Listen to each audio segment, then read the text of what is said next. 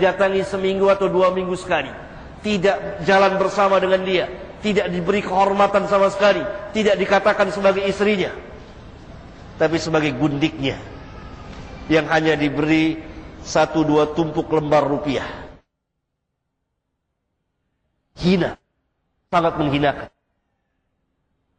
Istrinya di rumah tidak tahu suaminya berzina.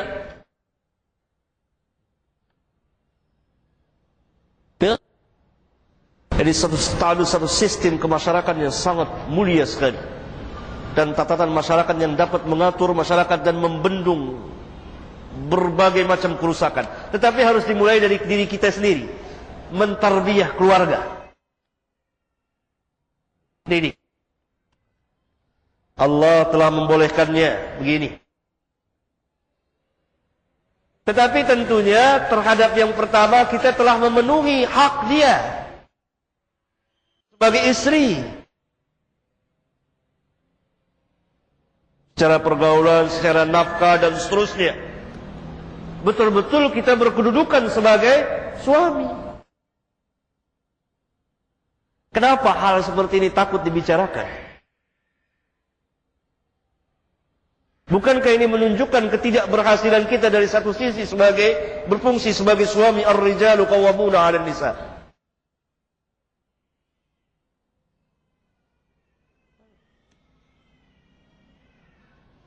Demikian juga lebih luas lagi, misalnya akhwat-akhwat yang belum nikah dan dia mempunyai keinginan untuk dita'addud. Kalau dianya mau, orang tuanya nggak mau. Sahih. Jadi terjadi pertentangan. Dia mau, akhwat ini yang udah belajar ini. Jadi kalau yang nulis surat ini akhwat, kalau yang bertanya, dia mau nih. Sahih. Biar akhwat sendiri yang jawab. Hah? Dia mau.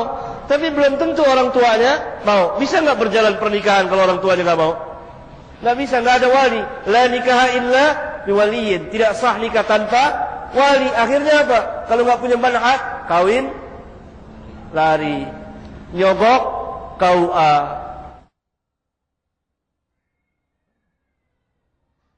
Ini skopnya luas.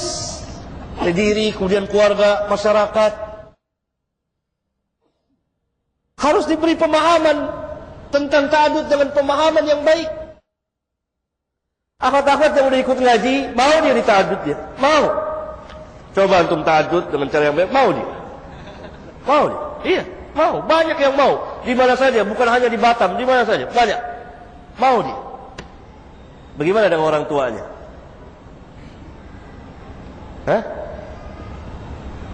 Sebagian besar gak mau, gak ngerti. Oh jangan, anak saya jangan. Padahal akhwat ini udah belajar dia, terima.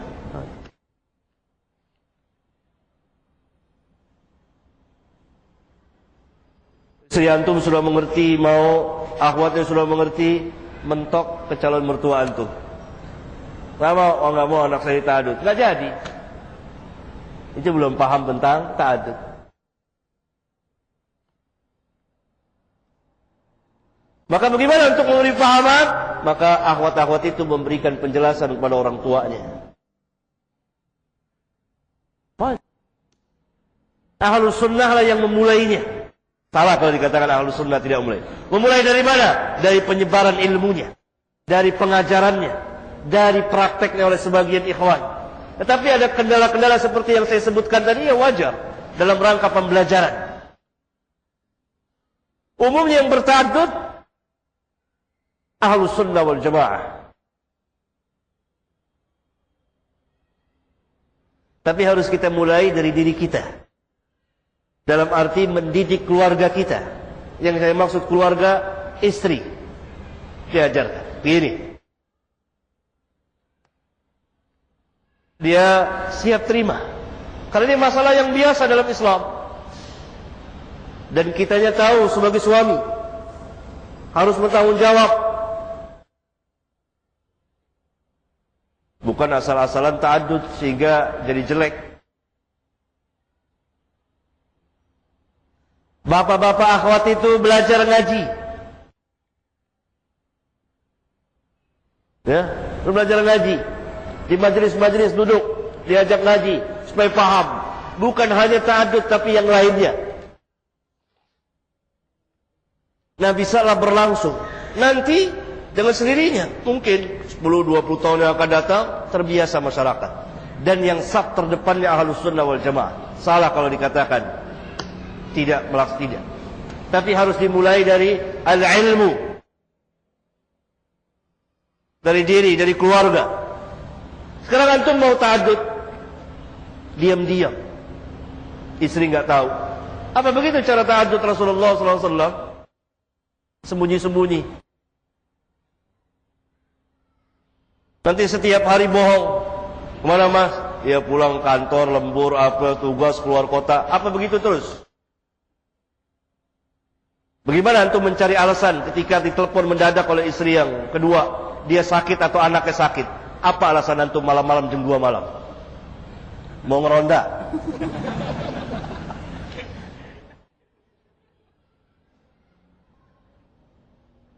Harus terus terang.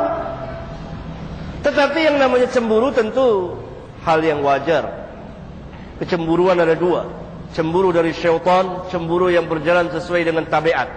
Cemburu dari syaitan akan mengharamkan yang halal, menghalalkan yang haram.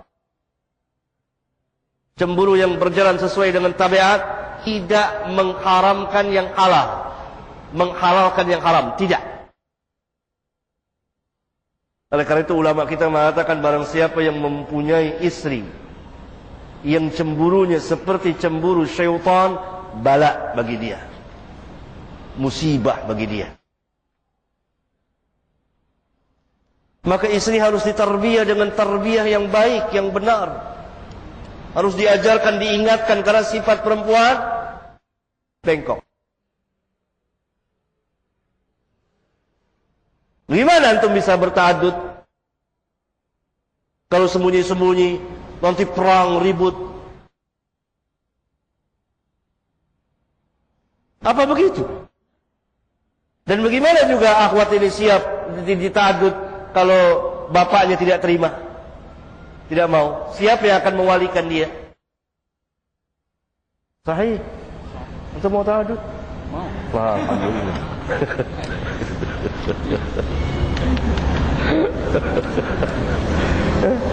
Ya, harus klop berjalan bersama.